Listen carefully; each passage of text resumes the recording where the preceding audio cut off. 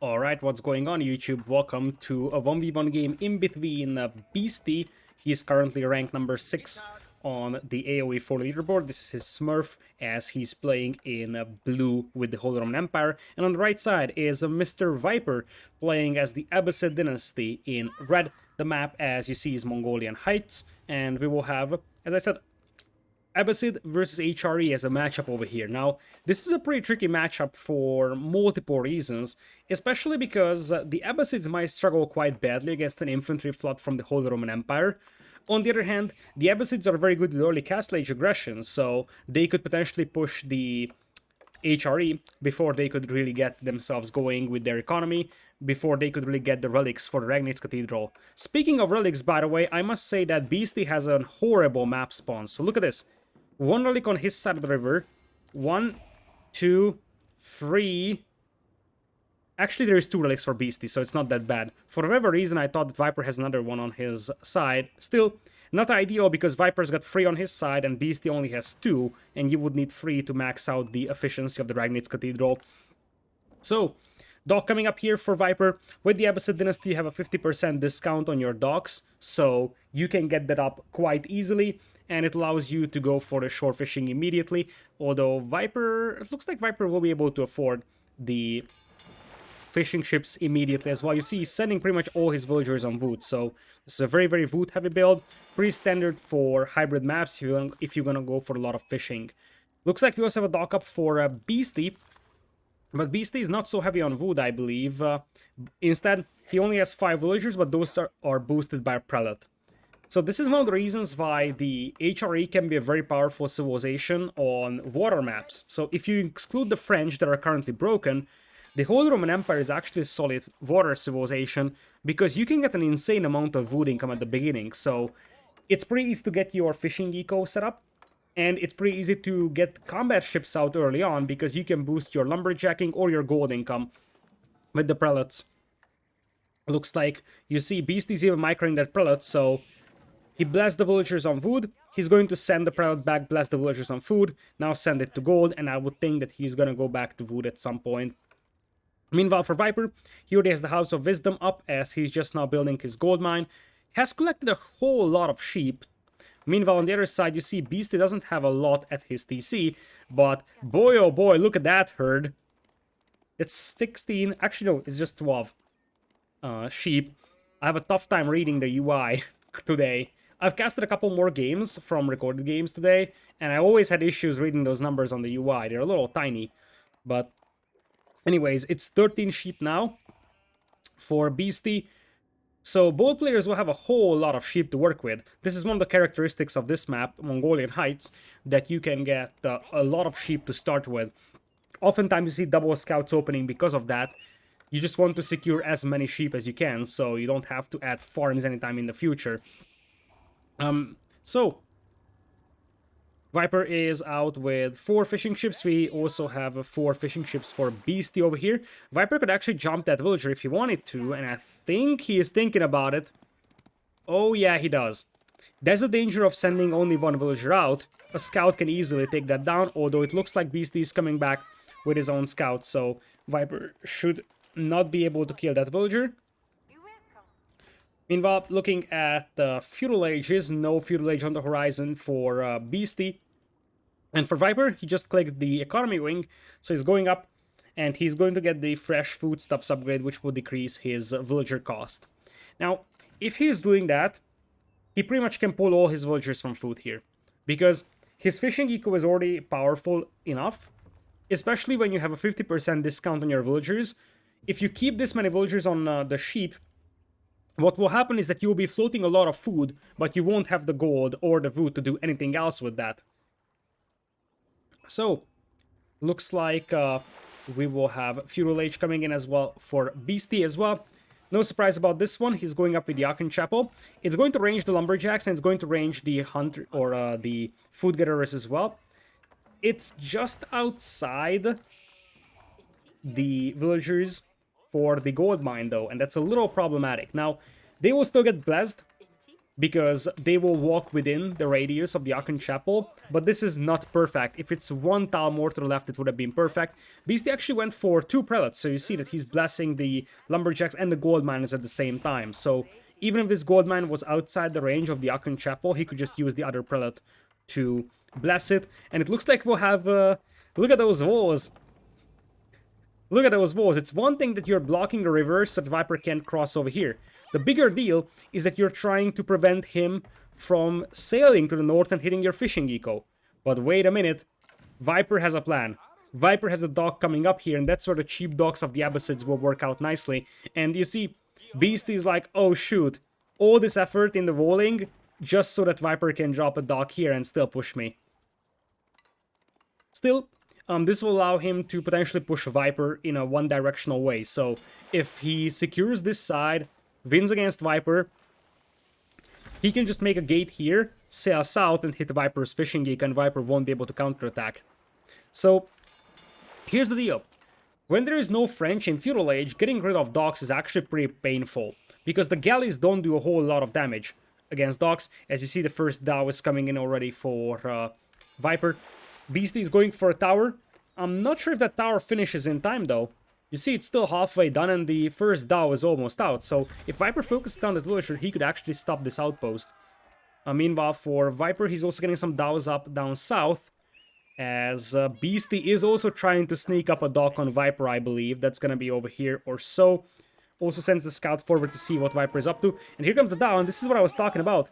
The villager could be focused down quite easily here, and that tower is going to be stopped at around 95%. First galley is on the way for Beastie, as Viper is trying to bash his way through these palisades. Beastie just walling off the south, so no forward dock from him. And for now, Beastie's gonna have to garrison the dock with his fishing eco. So one of the things that the Daos or galleys do quite well is destroying fishing ships, because these bad boys take a lot of damage from Daos, and you see Viper's second Dao is already coming in. What Beastie's gonna do, first of all, is pull villagers, make that tower. Second, he's going to use his galley and probably use his fishing ships to heal it, but a bit of a mismicro over here, if I may say so. That is 2 fishing ships down in the battle, and the galley wasn't really able to do much against those Daos. Down south, Viper has a completely untouched fishing eco, and as I said, he's got a crazy amount of food in the bank, simply because he's not really spending it. It's 25 food per villager. But look at the other side. Beastie also has a huge amount of food, simply because he had a pretty decent amount of food gathered while it was boosted by the prelates, and now he just has his lumberjacking and gold mining boosted by the prelates, and as things stand, both players are getting pretty close to Castle Age. This would be about a 10:30 Castle Age time, which is pretty impressive for both players. Looks like a villager is coming in, trying to get some walls up on that side. So Beastie wants to play a slow game here, just try to wall himself up, and you see now the galleys are pushing out. Viper, no more combat ships for him coming out here, as those galleys should be able to take Viper's combat ships here. Looks like Viper is just focusing the fishing ships now. Beastie is going to try to pull them away, but another fishing ship goes down over here. Viper will lose that first Dao, but in exchange, he's going to deny those walls temporarily. The galleys will have to move out and take that down. Viper currently sits at 7 fishing ships. Beastie is at 5, so I feel like he actually won the water combat here, but the villager goes down. Oh, that's so unlucky for Beastie. He moved out with the ships. He probably even knew about that Dao over there, but it was like, okay, I'm just gonna move out with my combat ships and destroy it, but the villager got picked off before, so Beastie's gonna have to send a new villager for that. Viper already on the way to Castle Age, going up with the Culture Wing as expected to get that Preservation of Knowledge upgrade. Meanwhile, for Beastie, he's about to drop the Ragnis Cathedral, and indeed, here it comes. 7 villagers on it, so he should be able to catch up, and both players should be up around the 10:30 mark. Looks like the walls are now deleted by Beastie, as he's moving out with his galleys. I would have probably preferred the galleys sitting behind, taking on the first Dao, and then a villager being sent to make a gate, because that way there was no chance for Viper to counterattack. But nonetheless, this works out for Beastie, and he's pushing through the middle. Viper's gonna need some more combat ships on the south, and he's making them right now.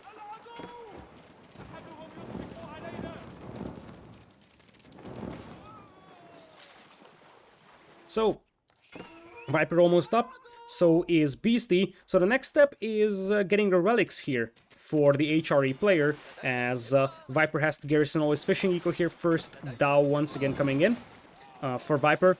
Once he gets to Castle Age, he can make Buglas, whereas his opponent, Beasty, is gonna be able to make Hulks.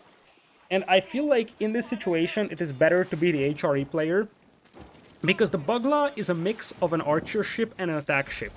So it's going to be weaker than a Hawk. Buglas will still beat the standard galleys, but once the first Hawk arrives for Beasty, he should be able to win water. He's actually going to encounter some demo ships here from Viper. Now, if these galleys stay here, the demo could be enormous, but if they actually sail a little bit more to the north, and they spread out potentially, then Viper won't be able to do much, because you see, these galleys actually have bonus damage against demo ships. The whole concept of water combat is that the demo ships should lose to galleys.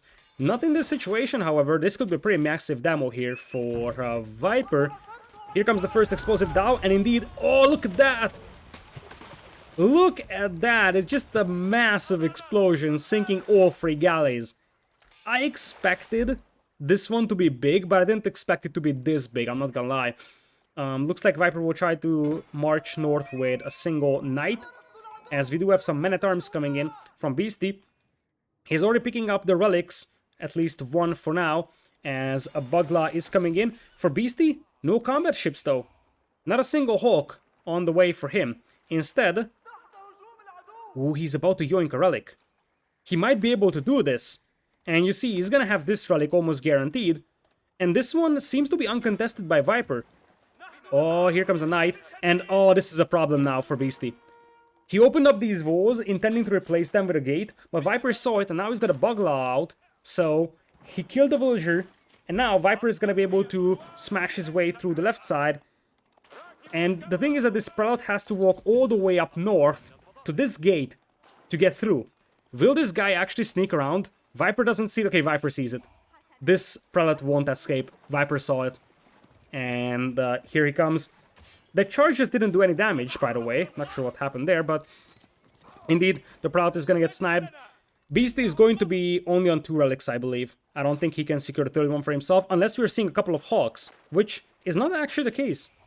I'm somewhat puzzled by this one for Beasty. I am seeing more and more men-at-arms on the way, and we're probably gonna see some Springolds. Now, Springolds could also work, as Viper makes a transport ship and transports 2 knights to the other side.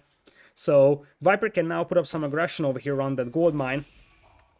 But I think the idea for Beasty is that he wants to go men-at-arms and Springolds, and he's just gonna snipe the Springold, or snipe the Buglas with the Springolds here.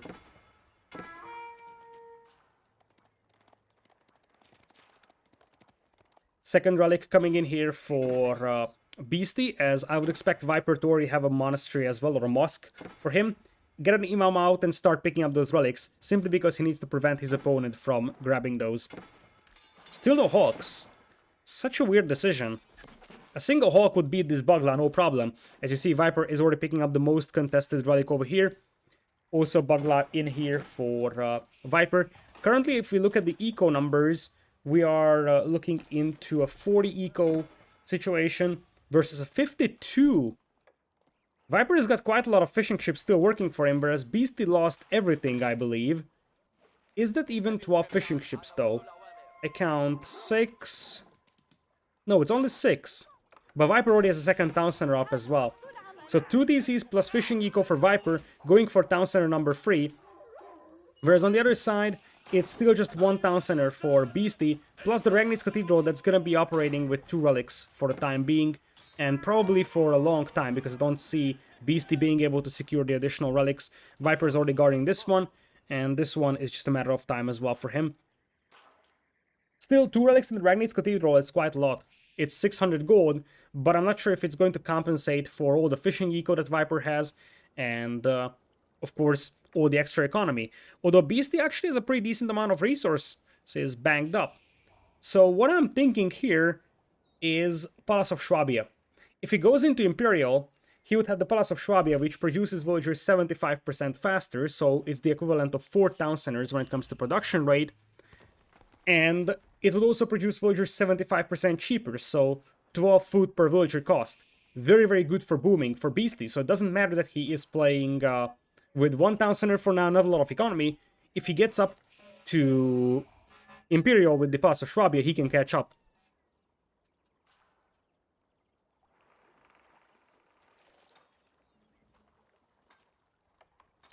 Viper is on stone over here, so he could afford a keep very soon, and I would expect him to drop it somewhere around over here. Alternatively, he could try to transport the villagers through and just drop a keep here. He doesn't even need to transport anymore, he broke through these walls. So he could just go for a forward keep. It looks like the army here for Beasty isn't huge, and that is a fast imp here. That is a fast imp, I like that idea. That's probably your best bet, and indeed it's the Pass of Swabia. It's probably the best thing that the Holy Roman Empire can do on maps that are going slowly. Because the thing is that this way, they can play 1 town center for some time, focus on military, focus on map control, and grabbing the gold for the relics for the Regnitz Cathedral. And then they don't really need to sweat the booming part. And the thing is that they can just say, okay, we still have a good economy because our food economy, gold economy is boosted by the Aachen Chapel and the Prelates. Get up to Imperial with the Palace of Swabia and catch up in terms of villager numbers. That's probably the best thing that you can do here in this situation for Beasty. And with those Springolds, he would have 12 range if he gets the upgrades for them. And he could snipe down the Buglass without problems and sort of just prevent Viper from transporting anything through. Let's see if that's the case for him. Here it goes, and just look at this. Look at this villager production. 12 food, and it takes 5 seconds to make a villager. You don't even use this town center anymore, because this is very inefficient. This is 4 town centers worth of production rate, and remember, you're getting an enormous discount. It's actually half the cost as it is for the Abbasids. So you see, Viper currently is at 75 villagers, Beasty is at 52. That should even out in the next 2 minutes or so. Looks like Spearmen are coming out. Not a lot of upgrades right now for Beasty. He's still missing the Military Academy upgrade, Marching Drills, a lot of Blacksmith upgrades are also missing. But it looks like he's not really sweating this too much. He's just playing a slow game here, and then he probably wants one decisive push against Viper. And Viper has to be careful because Beasty could have bombards any moment. So, you see, it's roller shower triggers for now to snipe down any kind of siege. But once we are seeing bombards, Viper could potentially lose that keep. Lady, are you alright? You need help? You need help, lady? Okay, let's leave her alone. So, that's going to be the last relic for Viper to pick up. He hasn't actually gotten that, but he's moving out just now. 81 villagers for him, as he is not going into Imperial yet. He's currently at Golden Age Tier 2, so he is getting a nice little getter rate boost, 15% on all resources. Whereas for Beasty, 67 now. So, getting closer and closer to Viper. As I said, it's not even efficient to use this town center anymore because you're still spending 50 food per villager here. It's better to just go 1 TC with the Palace of Swabia and just 12 food per villager. This actually is worth 4 town centers worth of production, so you don't really need this town center over here much. Looks like Viper is through though. Viper actually dropped off a batch of crossbowmen with the transport. Oh, it wasn't even a transport, just walked through. And remember, the Abbasids can make Springolds on the battlefield, so that was the plan for Viper. I wasn't even looking there, but you see, Crossbow is now setting up the Springolds, and this is the danger of the Abbasids. They can make the siege weapons on the battlefield, so it's very difficult to defend against them. Now, one thing that Beasty could do is use Culverins with repair villagers, because Culverins one-shot the Springolds, and repair villagers would prevent the Springolds from sniping them down. Still requires quite a lot of micro. The other thing that Beasty will need is something that deals with crossbowmen, because, well, he only has a couple of men-at-arms, and currently he's at 23 army. He's at up to 84 villagers as opposed to Viper with 93, so you see Beasty has caught up in just a couple of minutes. And Viper is not an Imperial, so the technology advantage could still be on Beasty's side, but that's basically it. He could get pushed really hard over here, and I'm not sure if he has the army to hold this. Viper's at 49 army, Beasty is at 25. Still, Beasty is going to have the range advantage. You see that his Springolds will have 12 range and his opponent will have 10 range only. So there is some micro advantage in there. Men-at-Arms are now coming out. They do not have any upgrades from the two-handed weapons or the maces line, but they do have the infantry speed upgrade, I believe. Yeah, it's just now finishing. Springald's now pushing up. Beasty will still need something that deals with crossbowmen, though, because the thing is that these crossbowmen will just melt his infantry.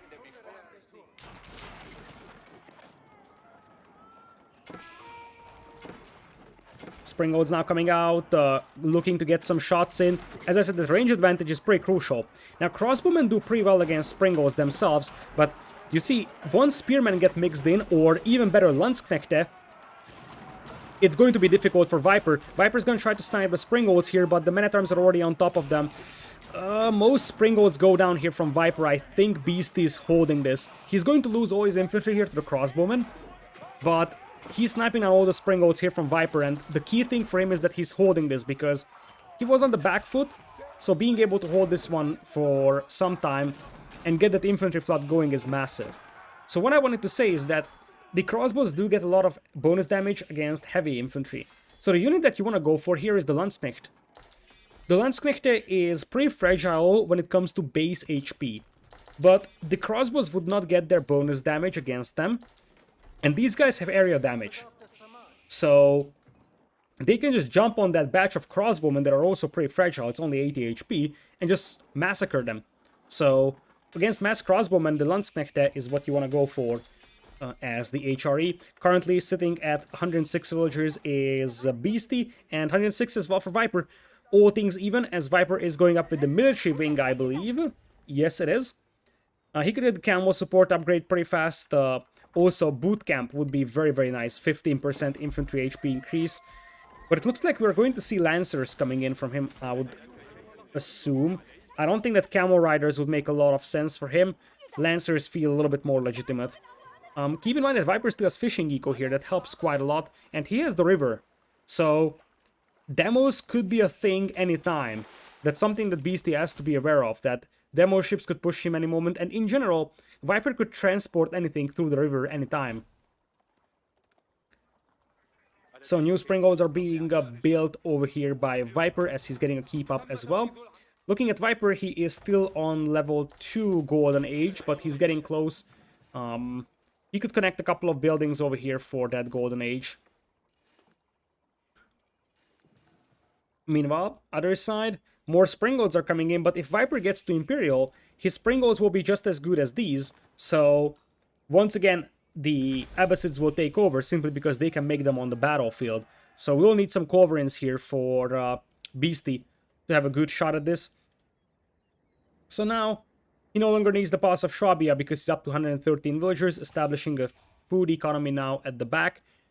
This could be great to be boosted by a prelate, by the way, as Viper is moving out for the sacred site. He's looking to make a move, and he'll probably move out to the other sacred site as well. Now, Beasty could neutralize this without any problems, but still, there is Viper with the initiative. He's forcing Beasty to make a move and pulling some forces this way, and I wonder if Viper is just going to try to get through a different choke point. So, pull the army of Beasty here to take that sacred site, and then try to push on the other side. The transport gets sniped down by the Springolds, and the Bugla is going to be short-lived as well. Indeed, down it goes. Beasty, on the other hand, does not have any kind of anti-building siege, so no trebuchet, no cannon, and it looks like he is coming in with the stone walls. Viper does see this one, but by the time he reacts to this one, these stone walls will be up, so this crossing is no longer available for Viper. It looks like 1 minute arms will be sent to kill that Imam, and that indeed is going to be the case, so Beasty is going to neutralize that, and now we have a gate coming in. Viper is assembling a force of scouts. I casted a game in between these two players just like half an hour ago, and Viper also went heavy on the scouts department. The concept is the same as before. He's trying to jump on the Springold because these scouts have a lot of torch damage. So, very, very cheap units, although quite fragile. They can jump on the Springolds, deal a lot of damage, and it doesn't really matter that you lose them because they're so cheap.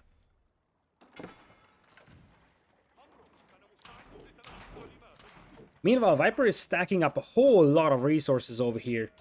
Look at that. That is just a sick amount of resources. Meanwhile, there's an explosive Dao over here by Viper, as I said. Those demo ships can actually work out very nicely.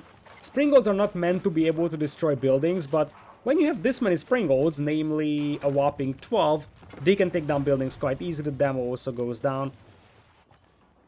Meanwhile, Viper is assembling a force of elite crossbowmen. There's quite a lot of them. Now, against men-at-arms, those will work perfectly. However, as I said, against Landsknechte, they will just be so poor. So I feel like if Beasty knows about those crossbows, and he should, because he saw quite a lot of them before, then that's the way to go. There's a Bugla over here, and some explosive dows are being made right now by Viper. I think he might want to force a fight here and try to get some good demo hits. His opponent has a lot of melee infantry, so a good demo hit could actually sink quite a lot of them. Alternatively, Xebex could be nice as well to control the shoreline, as Viper is now using the crossbows with incendiary arrows, so they can take that gate down quite easily. You see that a volley actually does quite a lot of damage on that gate now, although Viper has some Springald support as well. There is a bombard coming in, so at latest when that bombard arrives, Viper is gonna get through that. He's also reinforcing the keeps in the middle with both boiling oil and the bombard upgrades. Boiling oil is an upgrade that affects all your keeps, whereas the weapon emplacement, so Springolds or the cannons, need to be built per building. So Viper's gonna need to make it on this building as well. Has quite a lot of economies set up, as the gate will be broken through. Beasty is relocating his force, and there's a stealth forest where he could hide a lot of units if he wanted to. The Buglaw might get sniped down by the Springolds, and here comes Viper though, and this is a pretty big force, and if you look at Beasty's numbers, I'm not impressed. 39 army only, most of that is in the form of Springolds and men-at-arms, and the thing is that if the scouts can take down the Springolds, which apparently is the case, you see that volley destroys a Springold so easily, then the crossbows can push up. Now, most of the scouts, as I said, are pretty fragile, so that's the main problem that they're facing. They die so easily to anything that they took down 5 Springolds, and they are cheap, but they will die so easily. The bombard gets taken down, that's the main thing here for Beasty, but now the crossbows can dive in and they can snipe Springolds quite nicely because they do have a lot of bonus damage against armor. So, despite the fact that you have 11 armor on those Springolds, the crossbows in large masses eat Springolds. As I said, this is why I feel like Beasty needs something different. Mangonels could be a solution, but the ultimate unit here would be Landsknechte. Even Spearman works better than Men-at-Arms, but Men-at-Arms is a horrible decision against the crossbows. Crossbows are meant to destroy Men-at-Arms. Viper securing the northern sacred side, the southern one is already controlled by Beasty, as the bombard is going to be set up. Bombards can work to a certain extent, but once again, they're very expensive. So you gotta be careful when using them, because if the crossbows just run in and snipe it, you're going to be in for a tough time. Looks like walls are up in the middle as well, so Beasty now controls 2 out of the 3 crossings, and he could trap Viper's army. Look at that! Villagers are scrambled to push those stone walls up, and if that's the case, Viper's army here is gonna be stranded. Could easily get surrounded and entirely annihilated. That's a very nice idea by Beasty. Traps that army in there. Might lose a couple of villagers, but he's going to clean up Viper's forces here. Meanwhile, though, Viper is getting that gate taken down. I feel like that was a demo ship that just did that. There is one dock for Beasty, but there's also a dock for Viper.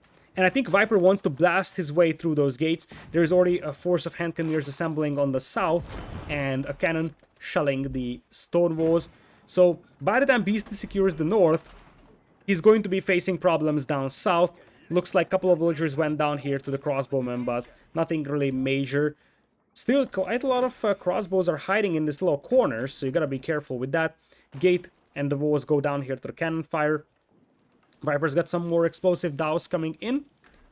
If this tower had arrow slits, that would be pretty helpful for Beasty, just to try and get some shots on those ships. And it looks like Viper is once again moving in with the scouts, intending to jump on the siege weapons. But these guys will just get massacred by the men-at-arms. Look at that. Cannon's getting some nice shots in. One poor scout got all 4 cannonballs. What is Viper up to? Is he planning to raid with this? Scouts are terrible at raiding. Like, really. They're barely able to kill villagers. You see, they might kill 2 or 3, but horsemen are just way better, especially for Viper, who's floating 6,000, 7,000 food. Like, the best thing they can really do is set buildings on fire. Now, Viper actually uses that as a diversion, so he could potentially push one other side. But look at this. Okay, now this is good. They can jump on the cannon, and that's how you want to use your scouts. They still get massacred by the men-at-arms here, but you see, Viper is getting those cannons at the perfect choke point, and that is going to be 4 bombards going down. So painful for Beasty. If this was open field, this wouldn't have happened because the men-at-arms just slaughtered all those scouts, but that's -4 bombards. One of the reasons why I believe that you gotta nerf the torch damage of the scouts, because it's somewhat ridiculous that you're using it as an anti-siege unit when it's just meant to be, as the name suggests, a scout. Hand cannoneers now in, and those deal a lot of damage against the infantry, but they're pretty fragile themselves, and they need some sort of meat shield to work with. If those scouts were in front, that would actually work out nicely. Nice choke point here by Viper. He could have actually tried squeezing all those hand cannoneers in between the berries, so he can just get some shots, and Viper comes in with an explosive Dow. Beastie is not looking. Big demo shot, sinking about 10-15 infantry, heavily damaging a lot more. That's exactly what you wanted here for Viper. The keep down south for Beastie is gonna get destroyed as he pulls all the villagers to take down Viper's bombards, reinforcing the left side with walls. More spearmen are on the way here. Beastie is just sort of transitioning into the spearman play because the spearmen actually perform better against crossbowmen than men-at-arms do. Meanwhile, looks like we are seeing some trade being established here by our blue player. Viper himself is trading as well, but his market is a little too close. It's 6 gold per trip right now, so he's gonna have to replace that somewhere else. He already set up the markets, but he needs to delete that market and retask his traders because currently his trade is extremely inefficient. Viper still in with more scout raids, but those will get cleaned up by the spearmen without any major problems, so looks like things are stabilizing as Beastie wants another keep in the middle. Huge amount of spearmen out now as Beastie is at 200 population, Viper is at 186. Looks like his villagers are also getting taken down slowly by a wolf. And your villagers don't fight back by default, so at this pace, Viper is gonna lose 2 villagers here to the wolves, unless he's reacting to it. The reason why he's not reacting is because it's the same attack notification as you would get when you're fighting on a battlefield. So Viper is getting attack notifications all day, all night, so he's not even noticing that he's getting attacked at the back. But you see, his traders are being eaten by wolves, his villagers are being eaten by wolves. Oh man, poor Viper. Scouts here could jump the prelate if they want to, but right now Viper seems like he's just going for scout raids here. Looks like the south is once again gonna get pushed.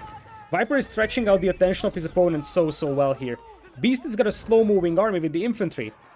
So as he's chasing the scouts to the north, the south is gonna get pushed, and once again a keep goes down here for Beastie. Now we're seeing horsemen coming in, and as much as scouts were sort of ineffective at killing villagers, if we are seeing horsemen hit the field here for Viper, those will suddenly become a lot more dangerous. So if those can start getting to the eco of Beastie, suddenly things could get ugly. Update on these villagers, there is a dead lady out there, you see. That's a dead body, so Viper is actually losing gold miners here to wolves. Meanwhile, Beastie is trying to push up with a tower over here and get a spring golden placement in, trying to neutralize the sacred site, but that's gonna be a short-lived effort. Viper's got so many vills here. Wait, that's Beastie. What am I talking about? Oh, castle race. Oh, this is gonna be a horrible thing for Beastie. Viper already has boiling oil, so I think many of those villagers will just die to boiling oil, or the spearmen will. Someone's gonna die to the boiling oil. Hand cannoneers now moving in, bombards setting up. There's the boiling oil. Look at all those infantry getting slaughtered. And there's a demo coming in here for Viper. He pops the demo and kills everything. Kills absolutely everything. The bombards have a ridiculous range on them, and they actually sink everything. Viper has even gotten the pyrotechnics upgrade. Oh man. Is it called pyrotechnics? Something like that.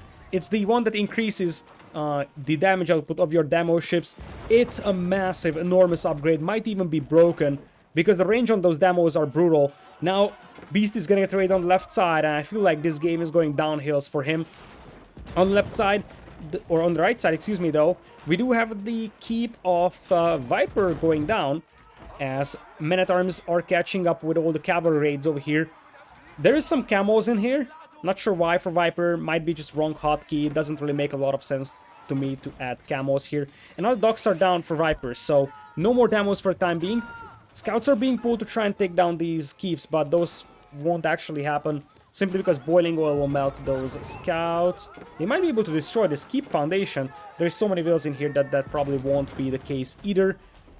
Viper is pop capped, so he can't pop that bombard out, as Beasty already has some trade set up.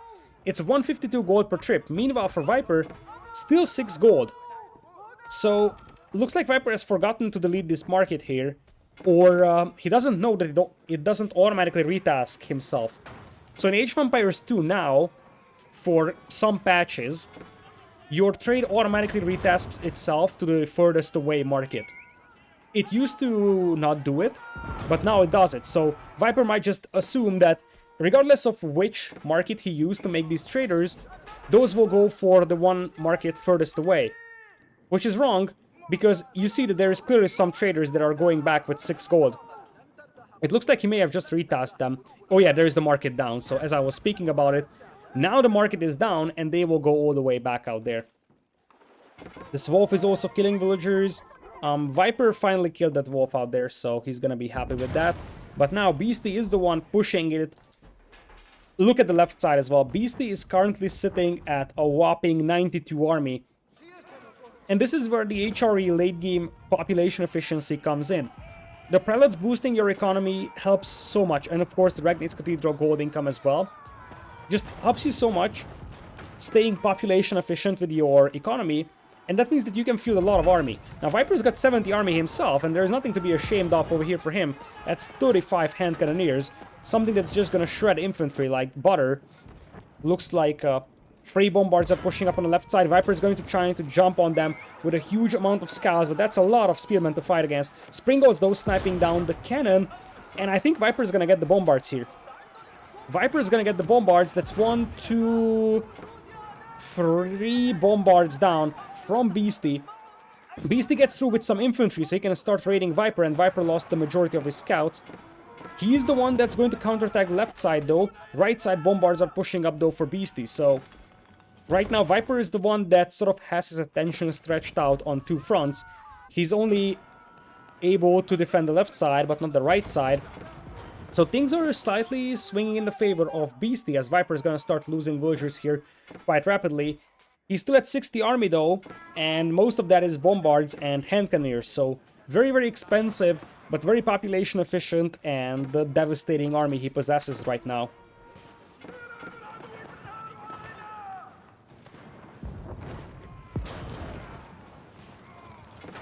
Meanwhile, we are seeing horsemen hit the battlefield. Elite horsemen already in for Viper, and he could snap those bombards pretty easily because their escort is pretty much gone.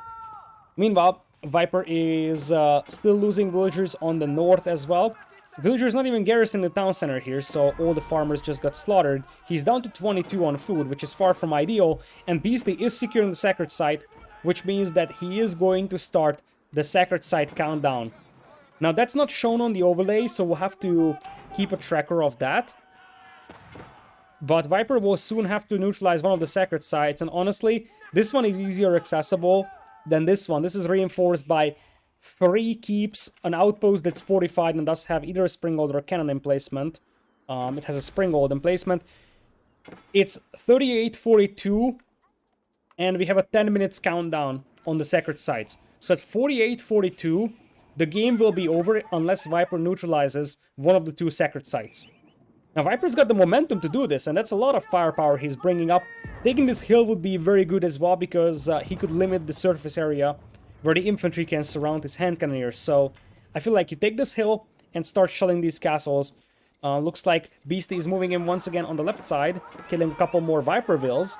That's the last operational gold mine for Viper, I do believe. So Viper can only get gold from trade now, and this trade post is somewhat exposed as well for Mr. Viper, so he might need a keep here just to prevent any kind of raids going in there. But here comes the big push. Bombards setting up against each other. That's a lot of firepower here for Viper. He can't even set up all 3 bombards on the hilltop, but this is what I was talking about. Hand cannoneers have insane firepower, and against infantry they work so well. A couple of mangonels here would work wonders for Beasty, simply because 3 mangonel hits on these and all of those die. Meanwhile though, the first keep is down. Viper is pressing on. as Beasty is coming in with another raid. Even the town center is gonna go down. Viper at 91 villagers still. Quite a lot of trade economy going for him though. A little bit of an ambitious tower here by Beasty, if I may say so. But Viper also pushing up, fortifying his location with a couple of defensive towers. Another keep goes down. And I don't think that Beasty can hold this sacred site for 8 more minutes. Feels extremely difficult. Where's Beasty's army at? He's coming in with the mangonels though. He's gonna try his best. Viper rebuilding his docks the moment he has some sort of map control here. He wants another demo. And so far the demos worked out so well for him. Keep coming in here by Viper. Yeah, there is no way that Beasty holds this sacred site for 8 more minutes. All 3 keeps are down, and you see Viper is pushing up with his keeps. Also secures a tiny bit of gold here. Still 700 gold over there, plus some stone to work with. Viper, he's got his dock, and you see that he's getting some demos in. First to the south, but he'll probably shift focus once he sees his opponent's army here. Indeed, the rally point has just been reset. And the thing is that you want to destroy those mangonels with those demos. Infantry from Beasty coming over, and these could actually do quite a lot of damage in the trade. If they just camp here, they can kill all the trade for Viper.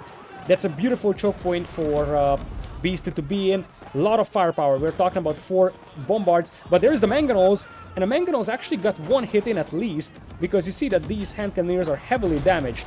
Still though, mangonels will be sniped down by the cannons. Nice move from Viper. Mangonels once again setting up, another shot comes in. Viper loses some more hand cannoneers. Most of them are still alive though, but they're heavily battered as Viper wins this fight over here. Beasty coming in with some raids. Viper is down to 90 villagers as Viper wants to secure this side with a keep. Springolds will be taken down by the infantry slow and steady, but Viper, he's about to open up a new front over here, and same in the middle. If you look at Viper, he's at 93 army right now. Beasty is down to 36. He's floating a huge amount of food and gold. We're talking about 6,000 gold and 20,000 food for Beasty. But he just doesn't have numbers. What's happening? What's happening for Beasty here? He's just so low on army. Viper is going to neutralize the sacred site as Beasty's army is still causing havoc inside Viper's eco. Viper, though, not really losing villagers because every villager he loses, he replenishes that with a trade card. So you see, trade cards or traders are just constantly being added. That's usually the late game meta in Age of Empires 2 team games as well, where you have trade. Of course, in AoE2 you don't have trade in 1v1s. But in AoE2 team games, the same thing happens. You lose villagers in team games, you replace them with trade because that's your main resource income. Once we get deeper, you see a lot of stone is being bought here by Beastie, so either wants to make some more walls or some keeps in the middle. 44 army right now, somewhat struggling to clean up all these scouts and horsemen raiding his eco, and that just allows Viper to establish a foothold on his side of the river. Viper also neutralizing this sacred site, and soon Viper could move in to take that sacred site. You see those spearmen are just scrambling to catch up with the horsemen, and by the time they clean them up, the next wave is incoming from Viper. This is getting worse and worse for Beastie, I do believe, but there's a keep down south, and that should go up without any major problems. Walls also coming up. Viper's got some demos lying around, so wherever he needs them, he could use them, as he also breaks through the walls on the north, so he opens up the trade. And that's the key thing here.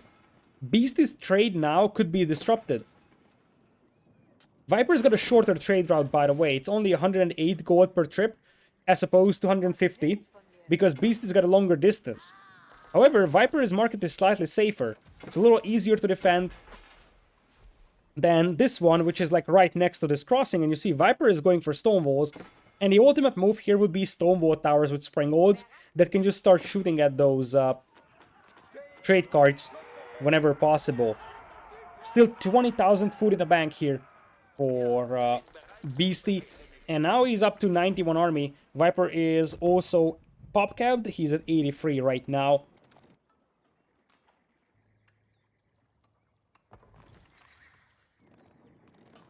Horsemen being assembled, supported by bombards, men-at-arms in the middle for Beastie in huge quantities, and you see he's looking to stonewall himself more and more, because he knows that Viper's got cavalry and he doesn't, so Viper will try to raid, and Beastie is just going to try to prevent those raids from happening by stonewalling himself.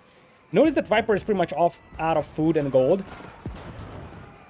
But Beasty is floating 21k food and 6,000 gold. So if these are prolonged engagements and Viper and Beasty both keep losing numbers, then this could be great for Beasty because eventually it's going to grind down Viper's numbers. Now, that's a lot of hand cannoneers, but those are very expensive. Viper is probably going to pull the demos though. Those demos are still up there. Bombards now setting up on both sides as the scouts are trying to jump on them. Bombards will exchange fire as Springolds are coming in from the south from Viper to destroy Beasty's bombards. Demos now moving in as well. Beasty is going to lose a lot here. All that infantry gets deleted and Beasty goes back to 139 population. Another massive victory here for Viper. Part of that was the Springolds from the south, part of that was his own bombards, and part of that were the demos. I think Beasty desperately needs either a couple of Qualverins to snipe those siege weapons, or a couple of Mangonels that get some hits on those hand cannoneers. Also, you could still benefit from using the Landsknecht over here against the hand cannoneers, because the hand cannoneers have a lot of damage. So that also means that against low HP units like the Landsknecht, they actually do a lot of overkill damage. Which means that they're not necessarily super effective, and they're pretty fragile and clumped up. So you can jump on them with your AoE attack and just slaughter them. Oh, there is an opening here, and the scouts will once again flood in. Looks like we're seeing some archery ranges being mixed in by Beasty, so he wants his own hand cannoneers to hold off Viper, as now the men-at-arms actually get a nice surround. This is not going to be very cost efficient for Beasty, but remember, he's floating 18,000 food, so he doesn't need to be cost efficient. He just needs to make sure he destroys this army here, because ultimately, it's going to be very expensive for Viper to replenish these hand cannoneers. Horsemen, or scouts to be precise, will get cleaned up by the elite spearmen, as Beasty just keeps spamming infantry to that wall of hand cannoneers. That is just so ineffective for him. Meanwhile, down south, Viper is bombarding this castle with one cannon. That is going to be a kept alive though, potentially, because the villagers are being pulled to take that bombard down, and that gives some time for repairs. But Viper is going to pull the bombard back, so the keep is going to take down the villagers here from Beasty. And now we're going to see a counterattack with 3 bombards coming in. No bombard emplacement on the keep, so there is no chance for Beasty to fire back. And you see, now we're seeing some camel archers being mixed in even. A blacksmith being taken down. Beasty's army numbers aren't promising right now, it's only 33 army. And the thing is that Viper's resources are way lower, but he's got an army. And that's what matters. It doesn't matter that you don't have resources if you got the army. And that is 6 bombards now pushing up from the south. Beasty will get raided by camel archers. And the thing is that camel archers won't perform well against the men-at-arms, or at least not that well. But they are great at raiding trade, because it's hard to clean them up. They have high mobility, and they can just snipe down either the spearmen that are sent to destroy them, or they can snipe down the traders as well. Now, this assumes that they micro, because if they don't, they will still die to the spearmen eventually. Viper with a pretty decent amount of crossbowmen and hand cannoneers in here. Cannon being set up, as Viper is taking the sacred site down south. Imagine a couple of Landsknechte here. They would just massacre all those hand cannoneers. Meanwhile though, you got a bombard coming out from Mr. Viper. Once again, shelling the one from Beasty. Beasty was trying to keep that alive, but that wasn't a possibility. But the hand cannoneers all get taken down from Viper. He's still at 77 army though, and more hand cannoneers are coming in. The walls on the south have been breached, and remember, the moment Beasty loses this, Viper is going to start capturing it with an imam, and that would start the 10-minute countdown for the Sacred Site victory condition here. That's a lot of hand cannoneers from Viper. I would love to see some horsemen from Beasty, to be honest, because the horsemen would be very cost efficient, and you see, he had like 16,000-17,000 food in the bank. That would just be so resource efficient against those otherwise very expensive hand cannoneers. Hand cannoneers are expensive, it's 120 food and gold. So, using cheap units like the horsemen against them would be nice. Meanwhile, men-at-arms cost 100 food and 20 gold themselves, and they're not particularly cost-effective against hand cannoneers. Beasty now has to go. It's now or never, because Viper has the sacred sites, which means that at 59 minutes, the game will be over, unless Beasty neutralizes one sacred site here. The men-at-arms are about to jump on those cannons, and that's going to be very expensive for Viper. Remember that his army in general is very expensive, so losing those units will hurt. And now that we have some hand cannoneer fire supporting for Beasty, suddenly it's a lot easier to clean up those hand cannoneers. He's cleaning up Viper's forces. Viper is down to 160 population. 170 is the count right now for Beasty, as Viper is mixing in some Lancers. But Lancers won't be particularly effective against the HRE Men-at-Arms, because the HRE Men-at-Arms do have bonus damage against heavy infantry. Looks like these Men-at-Arms are just looping around trying to get some damage here to Viper's eco, but they will just bump into the Skeeb that has boiling oil, so they will just get massacred without any major problems. Meanwhile, more Camel Archers are breaking in here by Viper, which means that he is going to have an easy time here killing eco once again. Sacred Site still under the control of Viper right now, but Beasty sort of has stabilized here on the left side, and he's now mixing in some hand cannoneers of his own. I wonder if he has university upgrades, because his hand cannoneers only have 42 damage, and Viper's ones got 50, so I'm suspecting that we're missing chemistry here for Beasty. The bigger question is, do we even have a university? We do, and we do have elite infantry tactics. That's what matters. That's what I was curious about.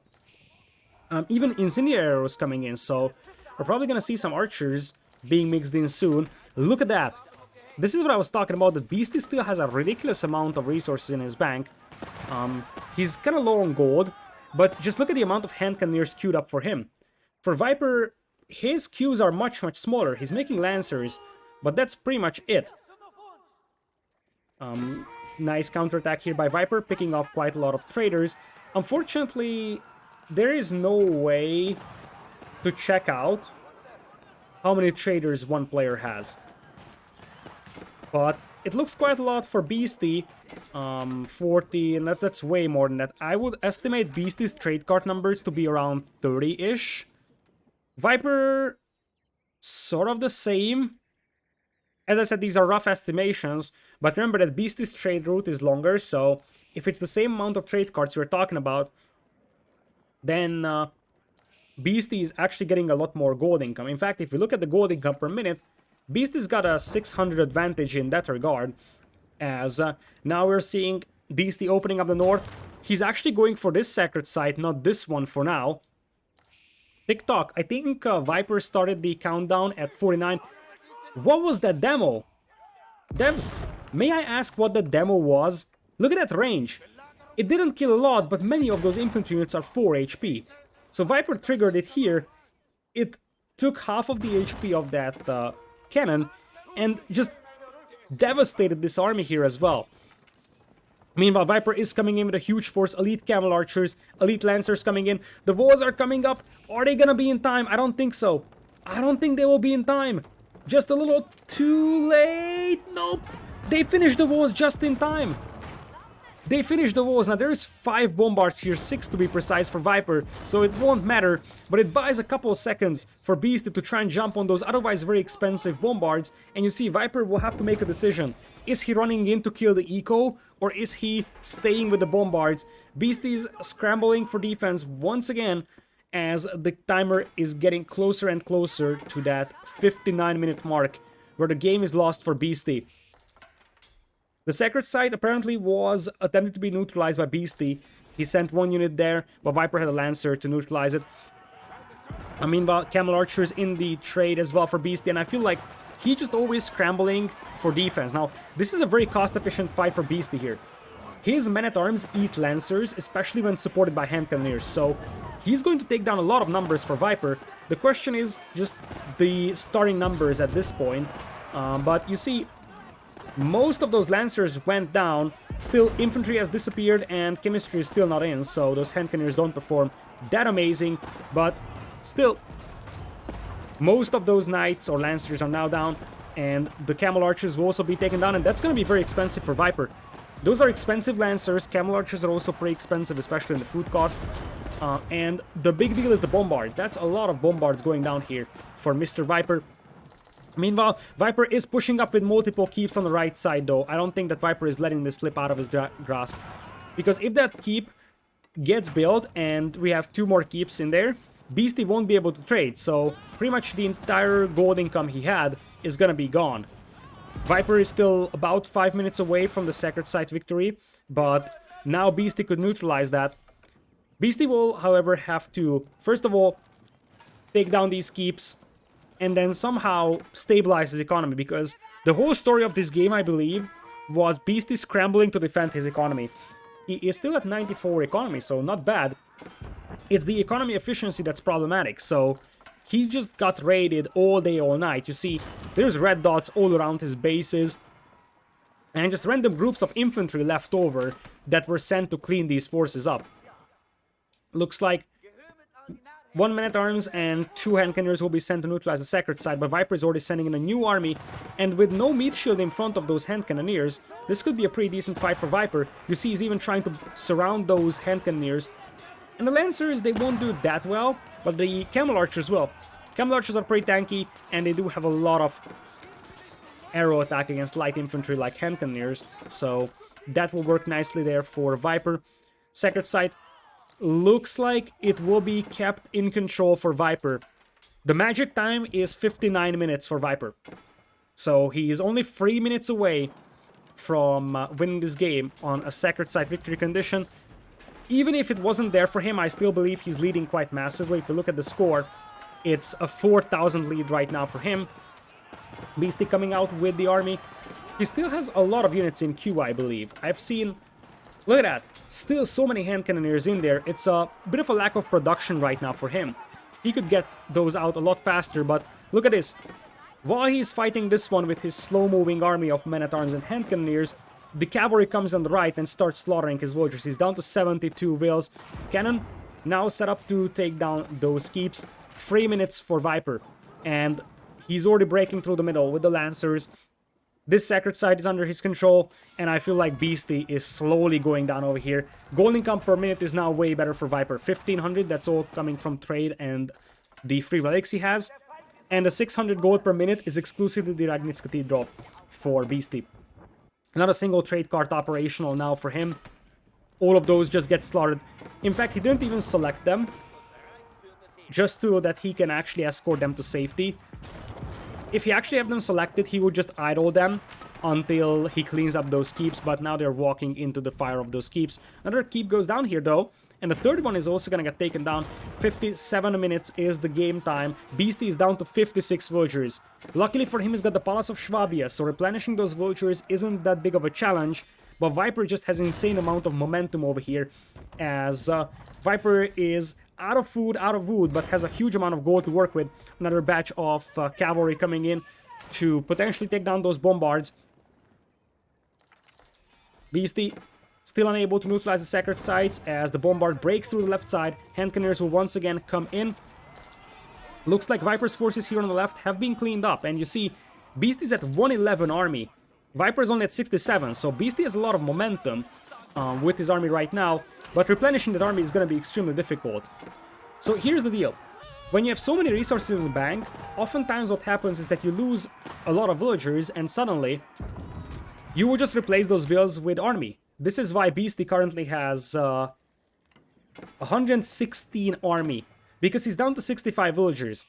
So now is the time to shine, launch a counterattack, capitalize on that bigger army numbers.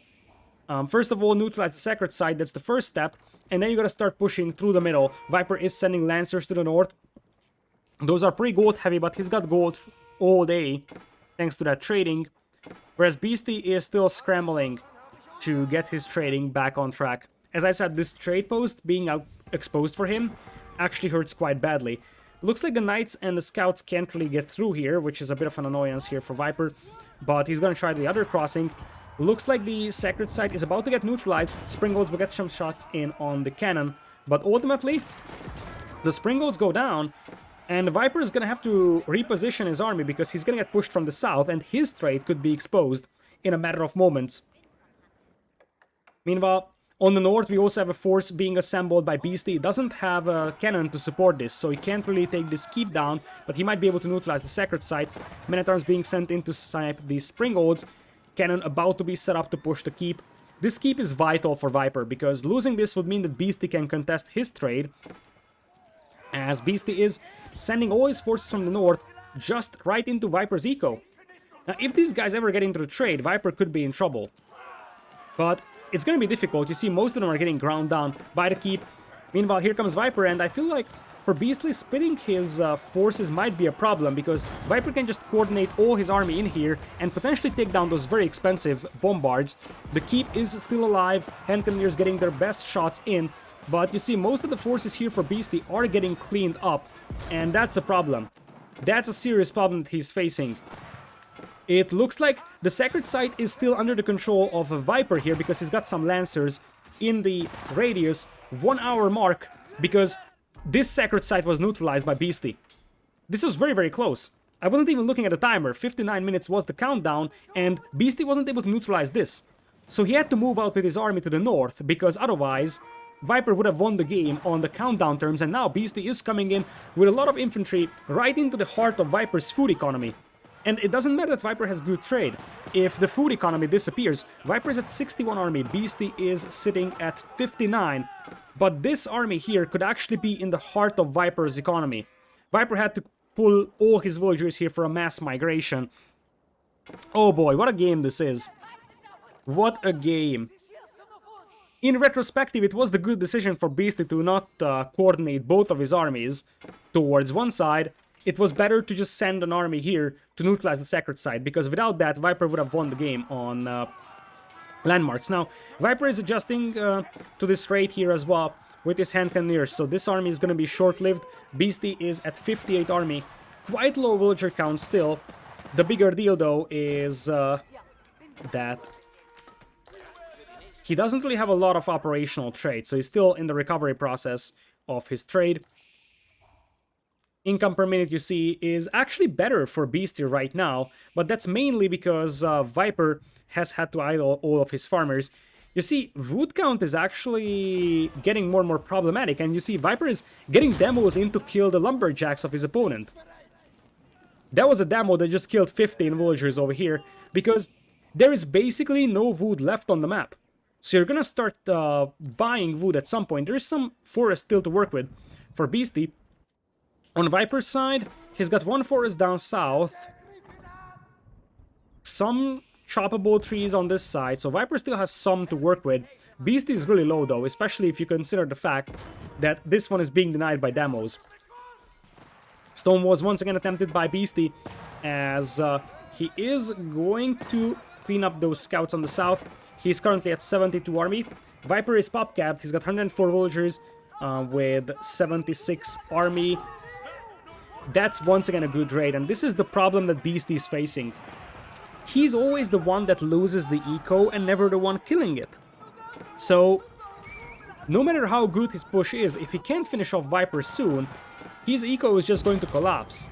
You see, Viper now has better resource income per minute from every aspect. Now, Beasty is still floating a whopping 11,000 food. But what can he do with it if he doesn't have wood or doesn't have gold? Because even horsemen costs a lot of wood, and wood, as I said, is a luxury right now.